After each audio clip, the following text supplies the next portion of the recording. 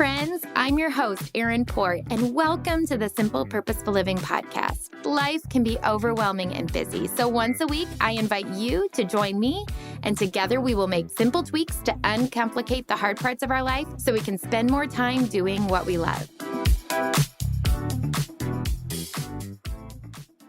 Hey friends, this is often the most downloaded episode each season. It's one of your favorite episodes, Ask Me Anything. And wow, you all submitted some really good questions. I cannot wait to get into them.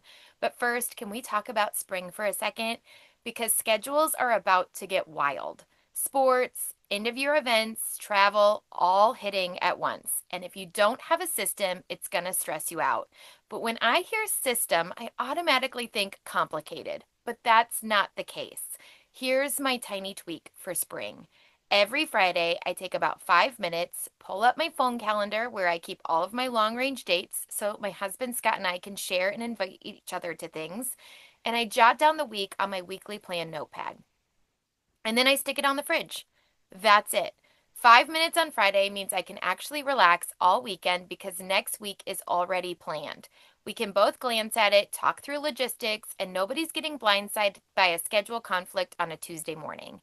It's why I created our best-selling weekly plan notepad. It's my ride or die this time of year. If shifting schedules are stressing you out right now, this is your tiny tweak.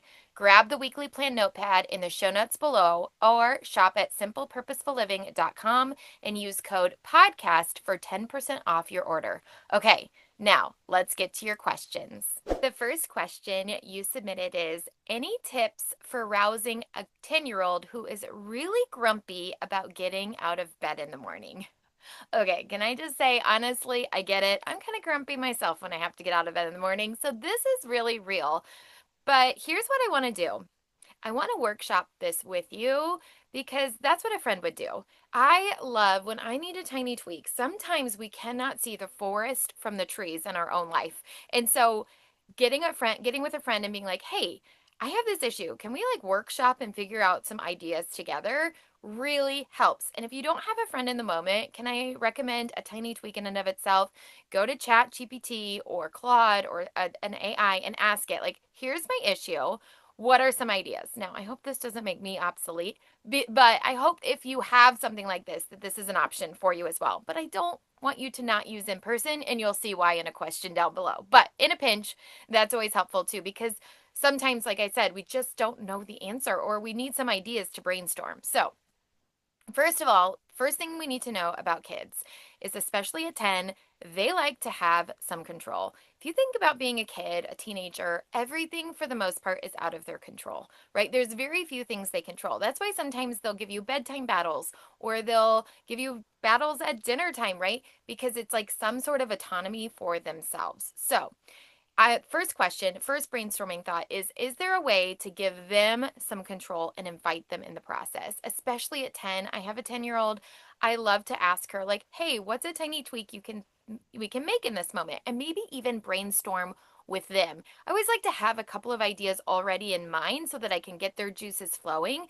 But again, you're not just teaching them for this moment, but this is helpful for them into the future, right? Because I always say we're not just raising kids, we're raising future adults. So even sitting down with them and inviting them into the process, hey, I'm noticing mornings are a little more difficult. I'm wondering if we can brainstorm together some ideas to maybe make a tiny tweak that could help in this situation. So again, trying to give them more control back.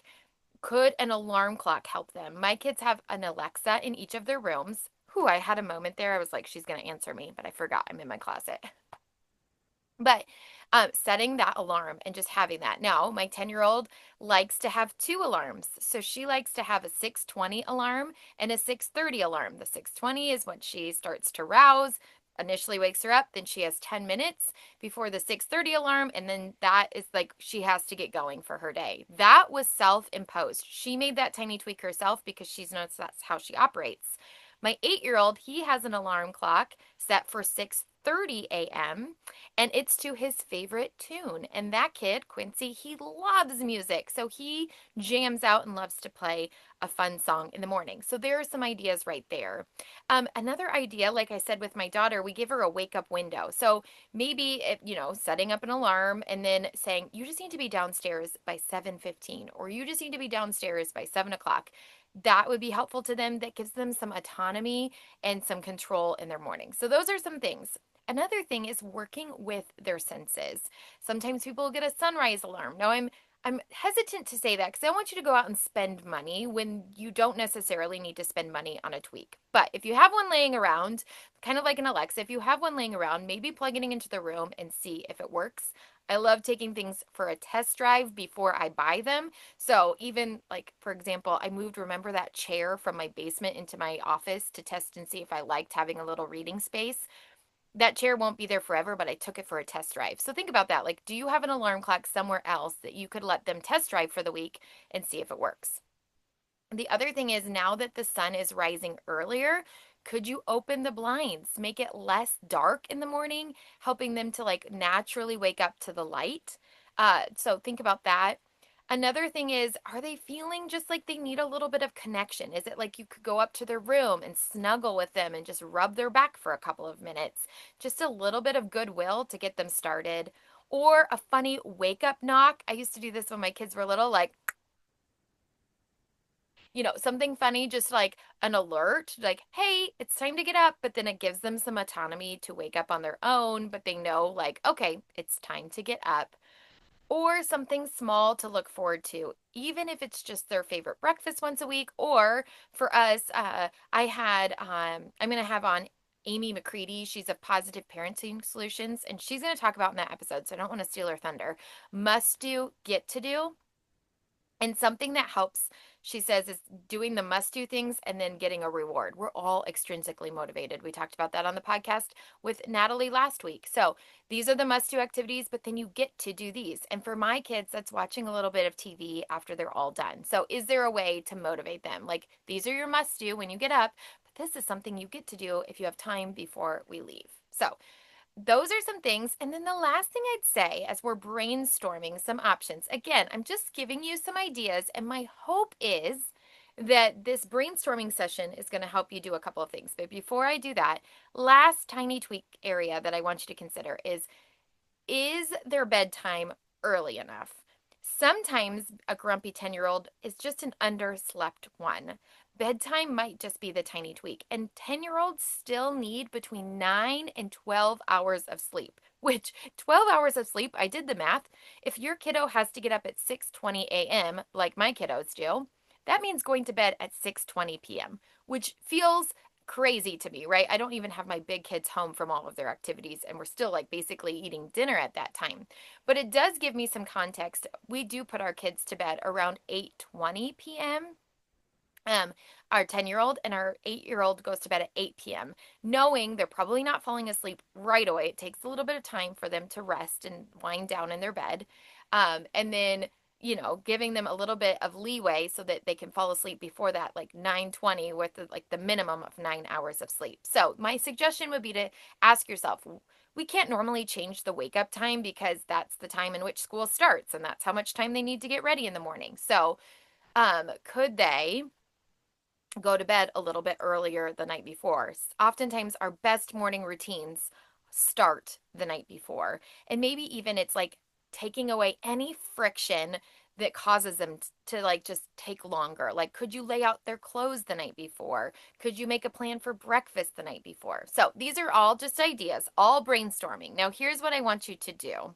I want you, like I said, to brainstorm with your child. Like, would any of these work? Choose one. I want you to notice the friction point, brainstorm like we did, then narrow. We don't want to do all of these things because what's going to happen is it's just going to be overwhelming and you're going to be right back to square one. So pick one thing. Is it bedtime? Is it trying an alarm clock? Is it trying like a 15-minute grace period that they have to get out of bed? Whatever it is, narrow it. And then I always say nudge. Try it. Just a little nudge in the right direction and try it for a couple of days and see if that helps. I hope that this is an encouragement to you. Just know uh, yeah, you're not alone in the morning wake up call. But I feel like those things can help you, and you need to let us know what you decide and what has helped, and if you found a different tiny tweak to help with grumpy mornings. Okay, number two. This is kind of a lighter, not so intensive one. Did you pick pink for the cover of your new book? If you're watching on YouTube, it's right there, Tiny Tweaks Happy Life, bold pink with gold confetti. Or did the publisher? Okay, so something I didn't realize before I wrote a book is there is a lot of intention that goes in the to the cover of the book, right? Like they always say, don't judge a book by its cover, but everybody does. So there is a lot. We had planning meeting upon planning meeting about the book cover. And the first time my publisher brought in the book, there's a book cover specialist. That's their, like, I think they're probably graphic design background, but that's what they do full time for the company. And she came up with 7 different book covers.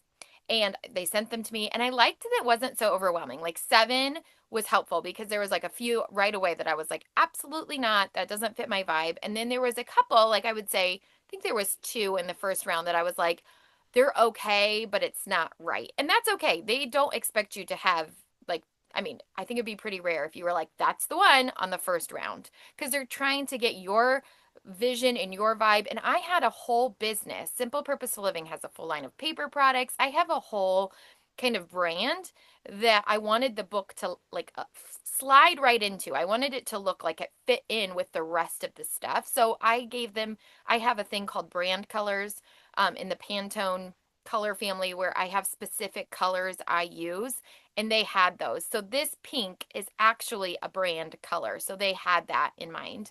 The gold wasn't, but we wanted something to pop off the bookshelf. It's funny though, the gold confetti, the original one was like more of like a glitter.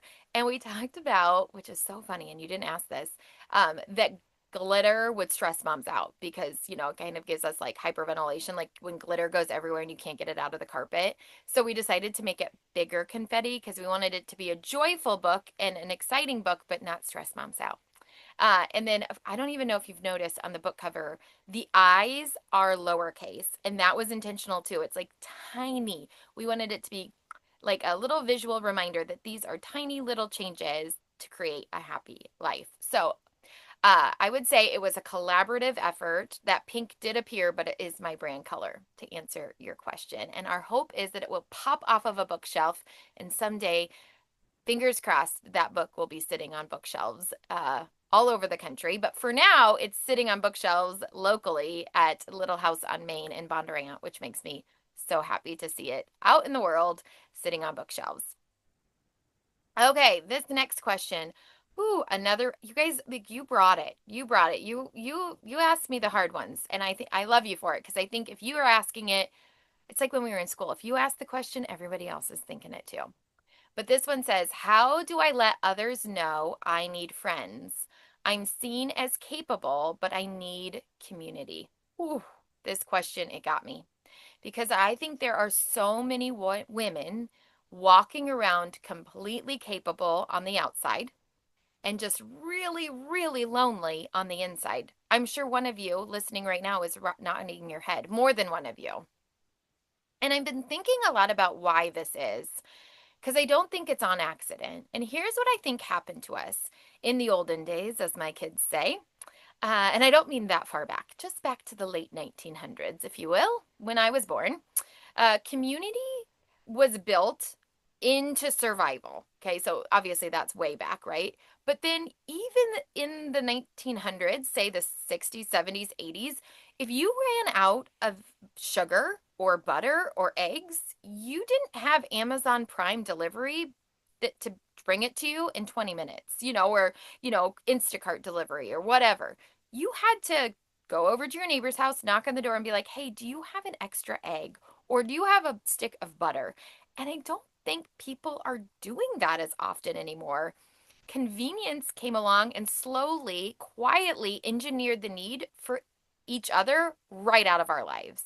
We can get anything delivered, Google anything, figure out almost anything ourselves with AI, which sounds like freedom, but what we didn't realize is we were also losing all those small daily moments that were building community without us even knowing it. Like my friend Katie the other day that said, "Hey, I'm going on spring break and I'm taking a kid's friend or one of my kids' friends with me. What do I need at the airport?" Like that is building need and community little bit by little bit. Do you see what I'm saying there? She could have easily asked AI. She did. She didn't believe it. So then she asked us. But that convenience piece has kind of allowed us to not need community as much. Number two, I think social media. I love social media. I mean, I hope you follow me online, but don't if it's not helpful to you. Um, but I think it's kind of built this like performance capability in all of us where we see everyone else's highlight reel. We assume everyone else has it all together. We're the only one with problems. We don't want to be the one that admits that we need help and that are needy, right? Okay, so I think there's that nuance. And then, okay, there's this nuance of busyness. Our schedules are packed full. Our kids need to be there and we need to be here and we're doing this and we're doing that. And so the spontaneous, like, hey, can I come over for coffee moments don't happen as often as they used to, especially once our kids get into school. Like, I missed that horribly when my kids went off to school because when my kids were little, my days were a little bit more open and I had more flexibility to, like, hey, do you want to meet us at the library? I don't have that same flexibility as much. I just planned dinner date with my neighbors and literally I'm recording this mid-March and the next available date that we could find was the end of April where four couples could get together. I mean, that is life these days, right? So I think convenience, social media, and busyness has not helped us with community. Okay, it's led to a generation of women who are incredibly capable on paper and also incredibly lonely in real life. So, if that's you, you are not alone. And I want to talk about what you can actually do because there are some tiny tweaks that we can um, do without having to throw our phone into the lake or move off the grid. Okay. We don't have to do that. All right. So, number one, if it's the skill, you don't know how to find community. You don't know how to reach out. I want you to try this week, this tweak. Text one person, the person that just pops to mind, not to make plans, but just to say, hey, I've been thinking about you. And preferably it's somebody local that maybe after you have a little conversation, you can crack the door open. Okay. I think that that's really helpful. Okay. Tiny, tiny tweak. Be the person that reaches out. I will tell you, I moved every 2 years growing up. And I've always taken this perspective. I'm sure there's people that did want to leave me out, but if this perspective has served me better, that nobody intentionally wants to leave you out. It goes back to that busyness in life, right? Everyone is so busy, they're frantically running around. But if you reach out and text somebody, that is going to just bless them and bless you. Okay, so that would be my first way to flex that skill muscle. Text somebody. Number two, if it's fear of past rejection or vulnerability feels too risky, this is the tiny tweak I want you to make. You don't have to say, I need friends. That kind of feels huge. Instead, try, I've been really craving more connection lately. It's honest without feeling like a lot. And practice being a little more real than you normally would be. So, if you're craving a little more connection, it's the same idea. Text somebody and say, hey, I've been thinking about you. And that is a good starting point. Okay, if it's the opportunity, you don't have the right people around you yet. This is the tiny tweak. Go somewhere twice. The book club, the Bible study, the fitness class. Community rarely happens on the first visit. So I want you to keep showing up and I want you to say hello. I told you the reindeer games years ago started because I was going to my son's basketball games. We had just moved to our new town and I knew nobody. And it was so incredibly lonely to be sitting on the sidelines of his basketball game by myself. And so I intentionally sat next to people and introduced myself. Here's a phrase that our church uses often that isn't churchy, it just happens to be from church. And they say, awkward always precedes awesome. You have to go through the awkward to get to the awesome. Yes, it is awkward to say hello, to put yourself out there, to text somebody. But what if awesome is waiting on the other side? Okay. So go somewhere twice. Put yourself in those positions and say hello. Okay. If it's the posture, you're waiting to be invited. Here's the tweak I want you to make. And this is what I learned moving every 2 years growing up. Be the asker. My friend the other day said, "What would we do without Erin? She's always initiating." And sure, do I wish other people initiate more often? Yes. Do they do it sometimes? Yes.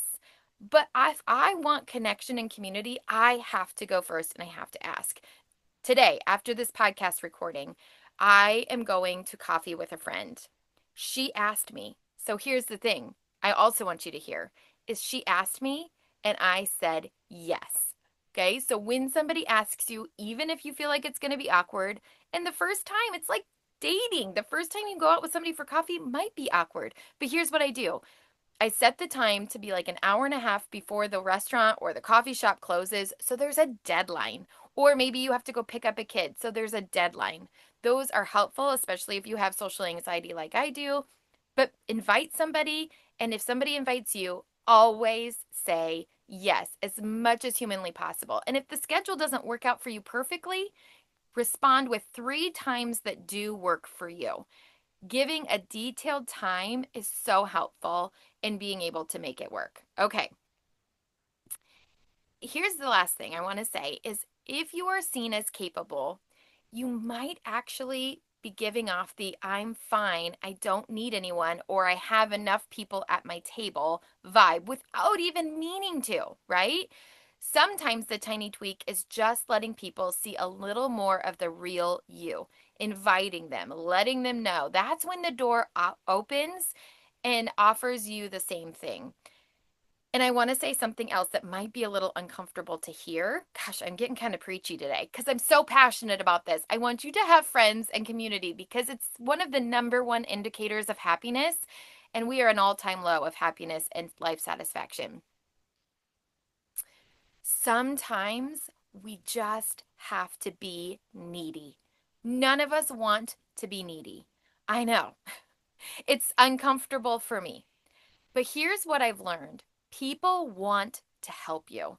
It actually bonds us together when we let them. I joined a new mastermind group recently, and we got together on the first day. And this gal was actually going through something really exciting, and she needed prayer. And she, at the very end of the call, she goes, "Hey, can I ask you guys something?" Like, I could tell it was like, I don't want to be needy, but I actually really need this. She said, can I have prayer for this meeting I'm going into this afternoon?"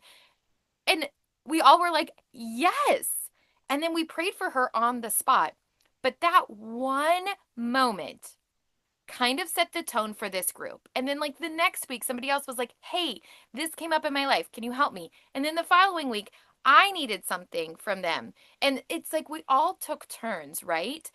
But allowing yourself to be a little bit needy. Instead of asking Amazon for the eggs, can you text your neighbor?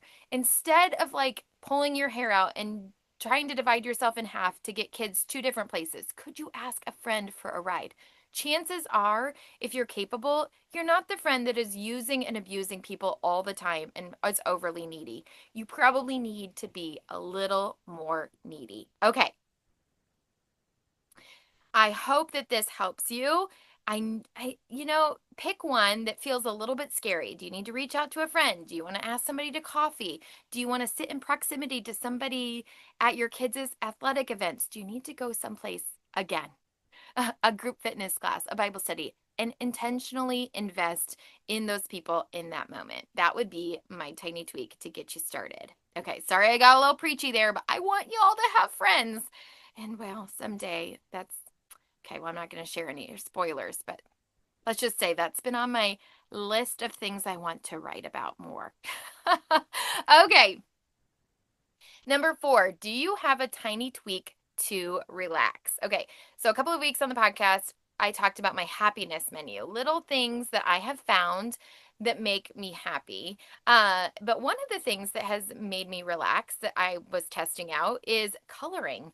I got a coloring book and some colored pencils, and I have left it out on our a coffee table in our family room. And so at night while we're watching TV or in the afternoon after my work's done, like maybe before I'm cooking dinner and the kids are busy doing whatever, I'll pick it up and I'll color for a few minutes.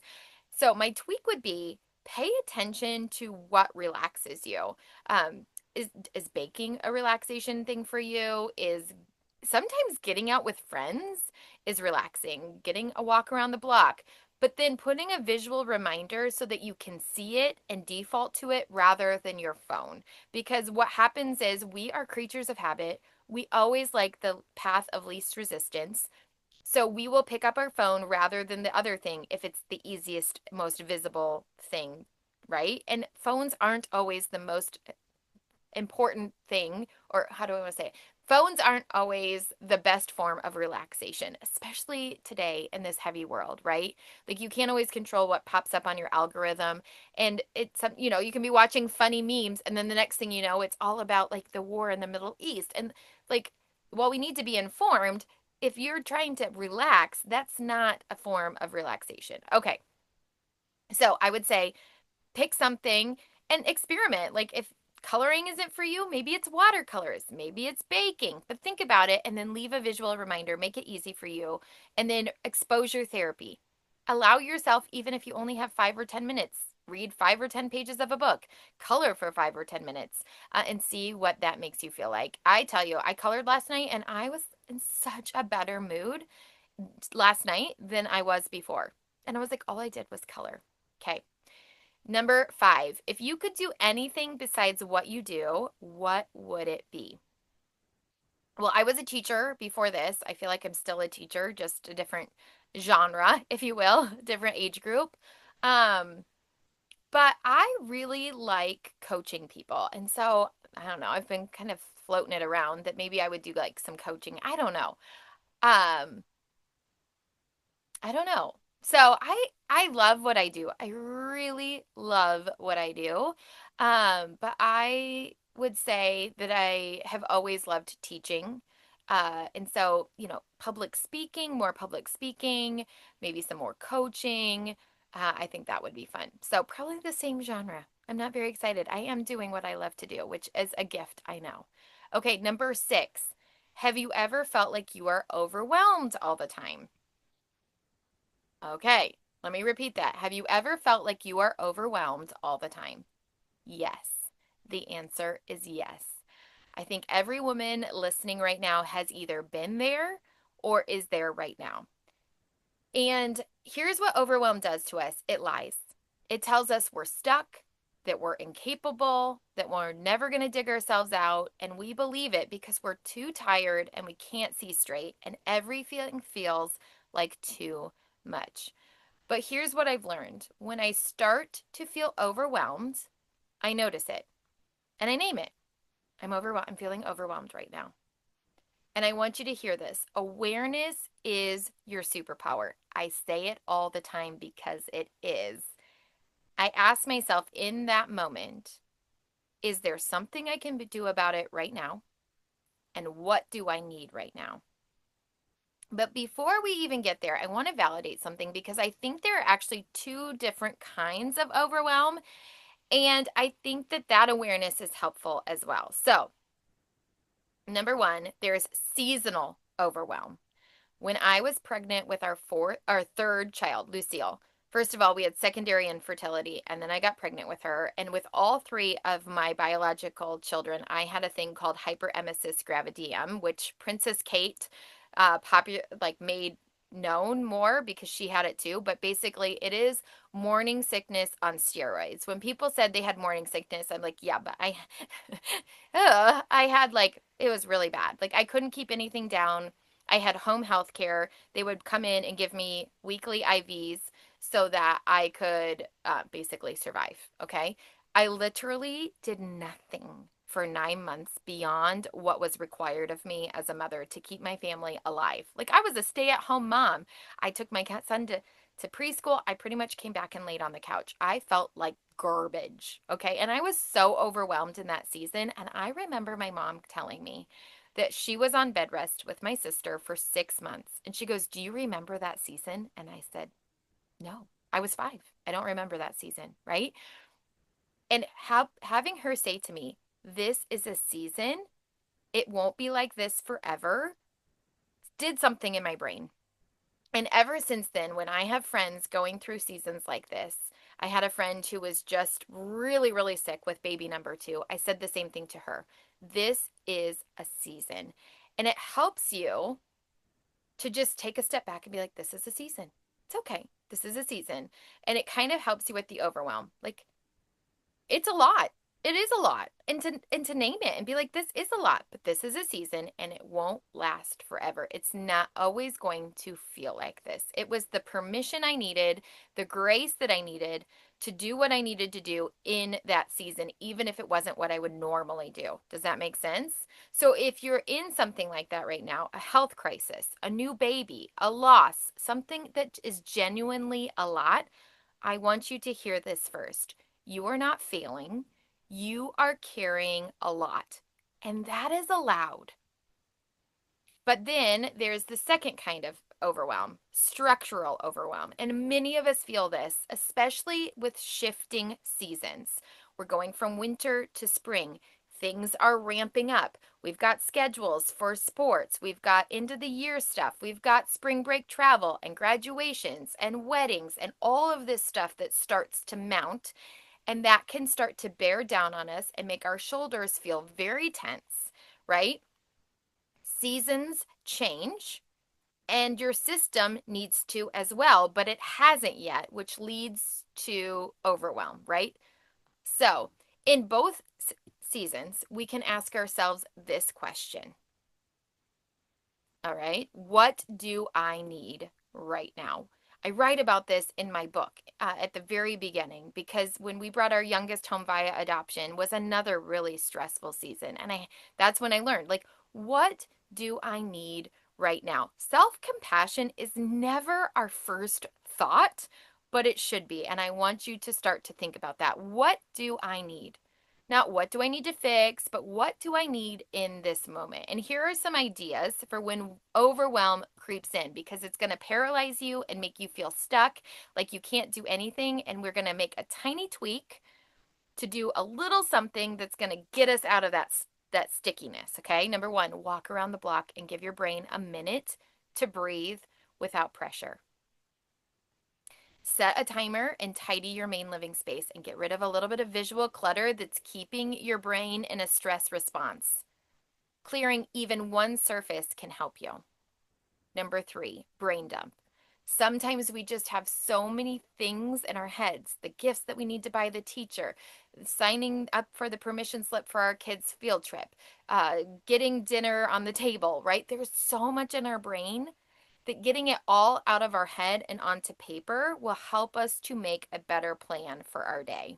And our brain will always tell us we don't have enough time, and it lies. It lies, okay?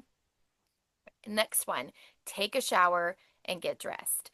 There are very few spaces in our day where it is quiet.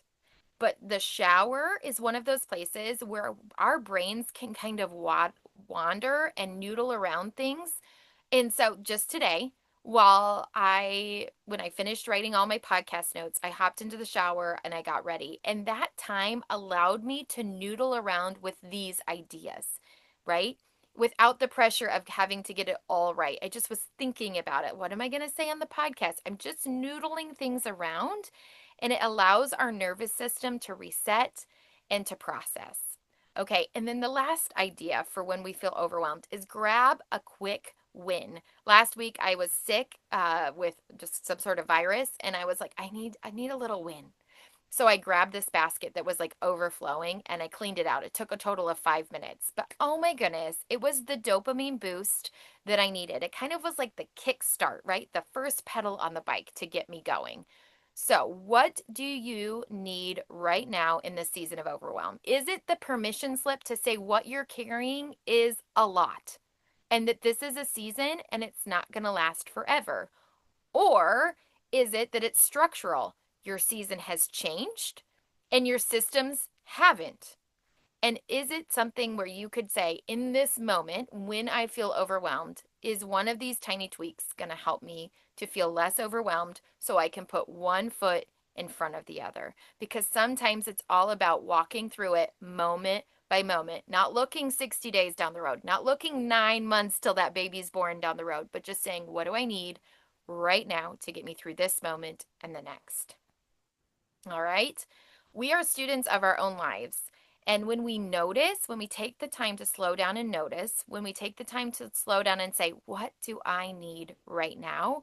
And then be willing to try something small and give ourselves grace in the process, well, that's where things start to change and where we feel like we have some autonomy to change, right? Just like that 10-year-old who wanted a little bit of control in his life. Tiny tweaks give us a little bit of control in our life where we feel like everything is out of our control. Okay, hopefully that was helpful. I'm getting so passionate today, but I'm like, come on, I just like, I'm like holding your cheeks, and I'm like, I love you so much, and I want you to love your life. And here are some ideas. Okay, okay, number 7. I know I'm overwhelmed and don't have things in order, but I don't even know where to start. I've assessed my day, but one thing I've noticed is we have no routine. Okay, so kind of goes with the last one, but this was a little bit different, so I wanted to talk to you. Um, that overwhelm is stopping her. Same as above, right? Like when overwhelm creeps in, it paralyzes us. That's what it does. It's so mean. But here's what I want to tell you, and I want you to listen very carefully. Come close. You actually do have a routine. Every single one of us does. You get up in the morning, you go to sleep at night, you eat 3 meals a day or 2 meals a day, whatever you do. But you have a routine, the tent poles of your tent, right? You get up in the morning, probably have breakfast. Then at some point you have lunch. Then at some point you have dinner. And then at some point your kids go to bed and you go to bed. What you're feeling is maybe it needs just a little more structure, maybe a supporting pole for your tent, right? Like right now I'm thinking it's like the 3 in the woods and you're like, it could use just a little more structure, but I'm not sure. But I hope you hear me when I say you're not starting from scratch. You actually already have a routine. It's already happening every single day without you even thinking about it. So the first tiny tweak is to see that you already have a routine. And then we can go from there. Because before we start adding anything to the tent poles, I want you to ask yourself something that's really important. Okay, if you're like, oh, there's something that you're like, I don't have a routine. There's something that you're actually craving in your day. Like, what is it that you want to be a routine in your day? Is it connection, time with your kids, your partner, even just yourself? Is it quiet? Some breathing room, some stillness? Is it productivity? Like you want a small sense of accomplishment before the day is over? Or is it caring for your body, movement, fresh air, a real lunch with sitting down? Is it clarity? Just knowing what's coming so nothing blindsides you. I want you to really think about it. Like, what is it when you say, I don't have a routine? There's something that you're craving that you don't currently have, and we're going to name it, right? Like, that's the first step, just like above. We're going to notice it. What is it for you? What in your day is missing?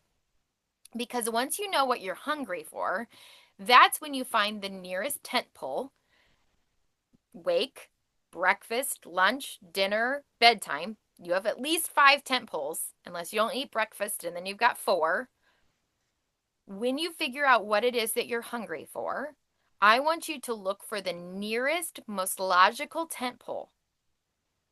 And I want you to attach one small thing there. Maybe it's reading your devotional while you drink your morning coffee because you're craving quiet. Or maybe it's a 10-minute walk after lunch because your body needs movement. Maybe it's a quick calendar check-in at breakfast so the day doesn't surprise you. Maybe it's a simple conversation with your kids or your spouse at dinner about what was the best part of your day because you're craving consistent connection with your people. You get to decide. This is your life and you're becoming a student of it. But here's the nudge, right? So we noticed, we're going to narrow, and now we're going to nudge. Step 1, ask yourself, what are you missing? What is it about, like when you say, I don't have a routine, what do you not have a routine for? Get honest. What are you wanting? And then find the nearest tent pole in your day. Wake, breakfast, lunch, dinner, bedtime. And attach one small thing right next to something that's already happening. We call that habit stacking. You might need to put a sticky note out. You might need to put a visual reminder out, right? But do that consistently. And remember, consistency isn't the same as perfection, especially when you're starting something. So when you start a routine, you might remember to ask your kids how their day was at dinner one night, and then the next night you totally slip. You can get back on the horse and do it again. Consistency is not the same as perfection. You don't need a whole new routine. You already have one. You don't need an overhaul. Just one thing to start. Try it for a week and see how it feels. Then you can add something else to another tent pole or something to that. But when we notice what we want in our life, we brainstorm like we did today on the podcast, some ideas of possibilities. Then we narrow it down, picking one tweak and then taking action, that nudge. We see what happens. We start to get the evidence that we can make a change. And that, my friends, is where the magic happens. All right, I hope this was an encouragement to you, whether you are looking for community, you're helping a grumpy 10-year-old get out of bed, or you're feeling overwhelmed. I hope that in your life that awareness is your superpower. Notice the friction points. Brainstorm and ask yourself, what are some possible tiny tweaks I could make? Then narrow it down. Pick one and take action, that little nudge to take action today. All right, friends, I'll see you right back here on the podcast next week. If you liked this episode, it would mean so much if you'd share it with a friend or leave a quick rating and review so others can find our show. Until next time, you can find me at Simple Purposeful Living on Instagram and Facebook.